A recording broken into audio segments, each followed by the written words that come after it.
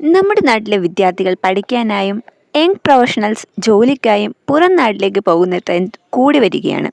പുറത്തേക്ക് എന്ന് പറയുമ്പോൾ യൂറോപ്യൻ രാജ്യങ്ങളിലേക്ക്. എന്തുകൊണ്ടാണ് മലയാളി യുവത്വം നാടും വീടും വിട്ട് ജീവനും കൊണ്ട് ഓടുന്നത് എന്നതിനെക്കുറിച്ചാണ് ഇന്ന് സംസാരിക്കാൻ പോകുന്നത്. ഇനി ഒരു തിരിച്ചുവരവുണ്ടാവില്ല ശശി. ആർഭാടം തേടിപ്പോകുന്നവർ. യൂറോപ്യൻ രാജ്യങ്ങളിൽ സെറ്റിലാവുന്നവരെക്കുറിച്ച് ഒരു ആവറേജ് മലയാളിയുടെ കാഴ്ചപ്പാടാണ് സുഖം തേടി പോകുന്നവർ എന്നുള്ളത്. എന്നാൽ ഒരു പരിചയവുമില്ലാത്ത നാട്ടിൽ മറ്റൊരു സംസ്കാരത്തിൽ ആളുകൾക്കിടയിൽ ഒരുപാട് പെടാപ്പാടുപെട്ടാണ് ഓരോരുത്തരും ഒരു ജീവിതം കെട്ടിപ്പടുക്കുന്നത്. 10-15 വർഷം കഴിഞ്ഞ് നാട്ടിൽ പോകണമെന്ന ആഗ്രഹവുമായി വരുന്ന പല മലയാളിയും പിന്നീട് തിരിച്ചു പോകുന്നില്ല എന്നുള്ളതാണ്. എന്തുകൊണ്ടാണ് അങ്ങനെ സംഭവിക്കുന്നത്? നമുക്ക് നോക്കാം ഇന്നത്തെ വീഡിയോയിലൂടെ. സുതാര്യത. നമ്മുടെ നാട്ടിലെ ഗവൺമെൻറ് ഓഫീസിൽ കയറിയിറങ്ങി ചെരുപ്പ് തേഞ്ഞ് നേടിയെടുക്കേണ്ടി വരുന്ന 90% കാര്യങ്ങളും യൂറോപ്യൻ രാജ്യങ്ങളിൽ നമ്മുടെ വീടിൻ്റെ കംഫർട്ട് സോണിലിരുന്ന് നേടിയെടുക്കാൻ സാധിക്കും. ഇനി അഥവാ ഗവൺമെൻറ് ഓഫീസിൽ നേരിട്ട് ചെല്ലേണ്ട കാര്യമുണ്ടെങ്കിൽ മുൻകൂട്ടി അപ്പോയിൻമെൻറ്റ് ബുക്ക് ചെയ്ത് 10 മിനിറ്റ് കൊണ്ട് കാര്യം സാധിച്ച് തിരിച്ചു പോരാം. പോയിട്ട് അടുത്ത വെള്ളിയാഴ്ച വരാനും അമ്മയുടെ കുഞ്ഞമ്മയുടെ മോളുടെ കരമടിച്ച റിസീപ്റ്റ് കൊണ്ടുവരാൻ പറയുന്ന നൂലാമലകളൊന്നുമില്ല. കാര്യം നടക്കാനായി MLAയുടെ ഓഫീസിൽ നിന്ന് വിളിച്ചു പറയിപ്പിക്കുക, കൈക്കൂലി കൊടുക്കുക തുടങ്ങിയ കലാപരിപാടികളും ഇല്ല. ഞാൻ തിരുവനന്തപുരത്തേക്കൊന്ന് വിളിക്കാം. പാർട്ടിയുടെ ചേക്കിലെ യൂത്ത് വിംഗ് സെക്രട്ടറി എന്ന നിലയ്ക്ക് ഞാൻ പറഞ്ഞ അവർക്ക് തള്ളിക്കളയാനാവില്ല.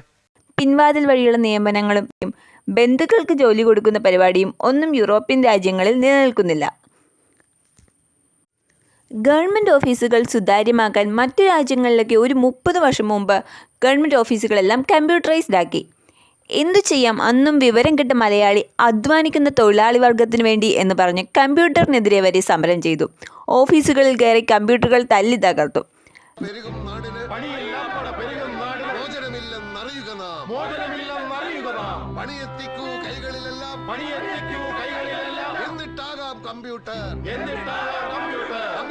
ഗവൺമെൻറ് ഓഫീസിൻ്റെ ടേബിളിന് മുകളിൽ കെട്ടിക്കിടക്കുന്ന ഫയലുകളും അത് വായിച്ച് 100 തവണ കയറ്റി ഇറക്കുന്ന ഉദ്യോഗസ്ഥരും മതിയെന്ന് മലയാളികൾ വാശി പിടിച്ചു.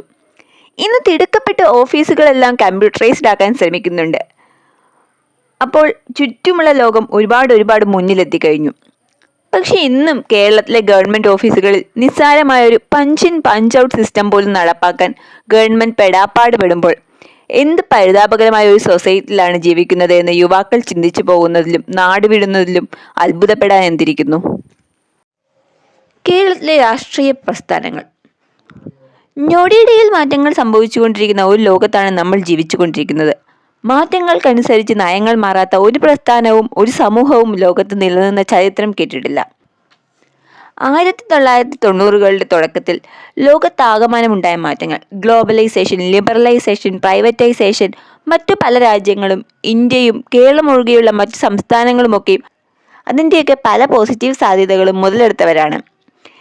ഇന്ത്യയുടെ എക്സ്പോർട്ടിൽ അതിനുശേഷം വന്ന മാറ്റങ്ങൾ കണ്ടാൽ തന്നെ നമുക്കത് മനസ്സിലാക്കാം. കേരളം ഒഴികെയുള്ള മറ്റു സംസ്ഥാനങ്ങൾ, നമ്മുടെ അയൽ സംസ്ഥാനങ്ങൾ എല്ലാം വ്യവസായപരമായി എന്തുമാത്രം വികസിച്ചു എന്ന് നോക്കിയാൽ നമുക്ക് മനസ്സിലാകും. പക്ഷേ ഇവിടുത്തെ ജനങ്ങൾ, രാഷ്ട്രീയക്കാർ ഗ്ലോബലൈസേഷനും പ്രൈവറ്റൈസേഷനും ഒക്കെ എതിരെ പുറം തിരിഞ്ഞു നിന്നു, എതിർത്തു, സമരം നടത്തി. 90 കാലഘട്ടങ്ങളിൽ കോളേജും കട്ട് ചെയ്ത് പ്രൈവറ്റൈസേഷനും മുതലാളിത്തത്തിനുമെതിരെ സമരം ചെയ്ത അന്നത്തെ പല കുട്ടി നേതാക്കന്മാരും ഇന്ന് കേരളത്തിന് പുറത്ത് സംസ്ഥാനങ്ങളിലും ഇന്ത്യക്ക് പുറത്തുള്ള രാജ്യങ്ങളിലും MNCക്ക് വേണ്ടി ജോലി ചെയ്യുന്നവരാണ്. മലയാളി പുരോഗമന നേതാക്കന്മാരുടെയും രാഷ്ട്രീയക്കാരുടെയും ചിന്തയനുസരിച്ച് മതപ്രസ്ഥാനങ്ങൾ മാത്രമാണ് 6ാം നൂറ്റാണ്ടിൽ ജീവിക്കുന്നത് എന്നതാണ്. പക്ഷേ പല പുരോഗമന നേതാക്കന്മാരും ഇന്നും ജീവിക്കുന്നത് ജാമ്പുവാന്റെ കാലത്താണ്. തങ്ങൾക്ക് ചുറ്റുമുള്ള ലോകം മാറുന്നതും കാലിനടിയിലെ മണ്ണൊലിച്ചു പോകുന്നതും അവർ അറിയുന്നില്ല. അല്ലെങ്കിൽ തിരിച്ചറിഞ്ഞിട്ടും എന്തൊക്കെയോ ഈഗോയുടെ പേരിൽ തിരിച്ചറിയുന്നതായി ഭാവിക്കുന്നില്ല. ഗവൺമെന്റിന് ബിസിനസ് നടത്തി ജനങ്ങളുടെ പട്ടിണി മാറ്റാൻ കഴിയില്ല എന്നത് ലോകത്തെ പല രാജ്യങ്ങളും തെളിയിച്ച കാര്യമാണ്. ഔട്ട്ഡേറ്റഡ് ആയിട്ടുള്ള ആ സിസ്റ്റത്തിൽ കടിച്ചു തൂങ്ങിയാണ് നമ്മൾ ഇന്നും നിലനിൽക്കുന്നത്. തത്വശാസ്ത്രങ്ങൾ കൊണ്ടും മുദ്രാവാക്യം വിളികൾ കൊണ്ടും ജനങ്ങളുടെ വിശപ്പ് മാറ്റിയ ചരിത്രം ലോകത്തെവിടെയുമില്ല എന്ന സത്യം മാറുന്ന മലയാളി യുവത്വം മനസ്സിലാക്കി തുടങ്ങിയത് കൊണ്ടും ഇവിടെയുള്ള പൊതുസമൂഹത്തോടും രാഷ്ട്രീയക്കാരോടും ഇതൊക്കെ പറഞ്ഞ് മനസ്സിലാക്കുന്നത് പോത്തിന്റെ ചെവി വേദമോതുന്നതിന് തുല്യമാണെന്ന സത്യം മനസ്സിലാക്കിയത് കൊണ്ടുമാണോ മലയാളി യുവത്വം ഉള്ള ജീവനം കൊണ്ട് നാടുവിടുന്നത്? എന്താണ് നിങ്ങളുടെ അഭിപ്രായം?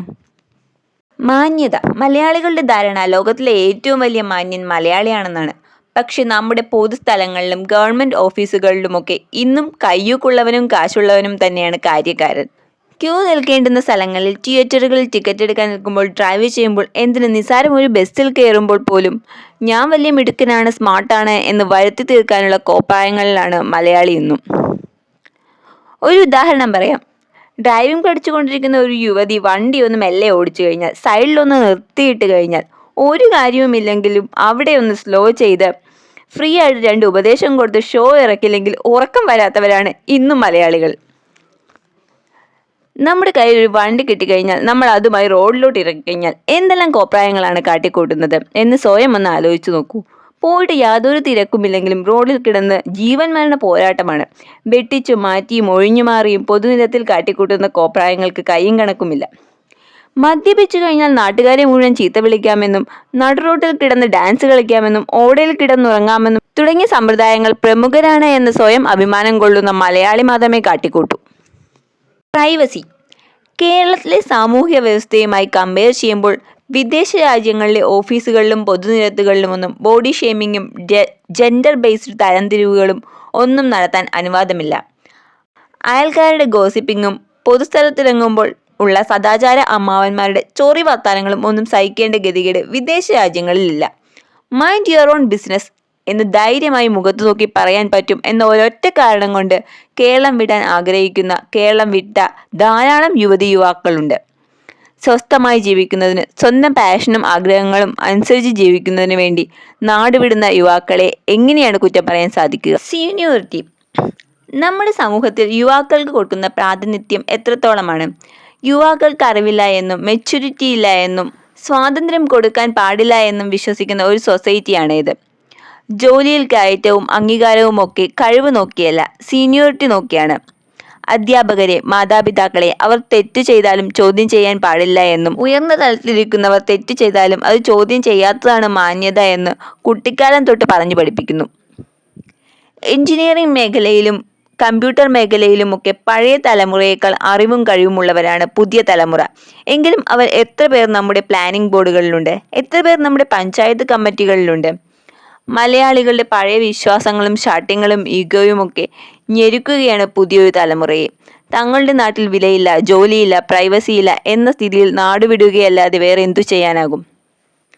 മലയാളി പ്രവാസ ജീവിതം തുടങ്ങിയതിന് ശേഷം 1970-കൾക്ക് ശേഷം നമ്മുടെ കൊച്ചു സംസ്ഥാനമായ കേരളത്തിലേക്ക് വിദേശത്തു നിന്ന് കോടികളാണ് ഒഴുകിയെത്തിയത്. പക്ഷെ എന്തു ചെയ്യാം, അതിൽ ഏറിയ പങ്കും ബാങ്കുകളിൽ ഡെപ്പോസിറ്റുകളായി മാറിക്കൊണ്ടിരുന്നു. ചിലർ അത് മണിമാളികകൾ കെട്ടിപ്പടുക്കാൻ മാത്രം ഉപയോഗിച്ചു. ബിസിനസ്സുകളെ പ്രോത്സാഹിപ്പിക്കുന്നതിൽ നമ്മുടെ ഗവൺമെന്റ് സംവിധാനങ്ങൾ, സമൂഹം അടപടലം പരാജയപ്പെട്ടു. അതുകൊണ്ട് ബാങ്കുകൾ ഈ ഭീമമായ തുക മറ്റു സംസ്ഥാനങ്ങൾക്ക്, സ്റ്റാർട്ടപ്പുകൾക്ക് ലോണായി കൊടുത്തുകൊണ്ടിരുന്നു. കേരളം ഇന്നും വളർച്ചയില്ലാതെ നിന്നിടത്തു തന്നെ നിൽക്കുന്നു. ഇനിയെങ്കിലും വിദേശത്ത് നിന്ന് കേരളത്തിലേക്ക് എത്തുന്ന പണം ബിസിനസ്സുകളായി, ഇൻവെസ്റ്റ്മെന്റുകളായി, സ്റ്റാർട്ടപ്പുകളായി മാറ്റാൻ കഴിഞ്ഞില്ല എങ്കിൽ, സത്യം പറയുന്നവരെ വളഞ്ഞിട്ട് ആക്രമിക്കുന്ന പരിപാടിയും അന്യന്റെ ജീവിതത്തിലേക്ക് എത്തി നോക്കുന്ന പരിപാടിയുമൊക്കെ മലയാളി നിർത്തിയില്ല എങ്കിൽ കേരളം യുവാക്കളില്ലാത്ത ഒരു വൃദ്ധസദനം മാത്രമായി മാറും.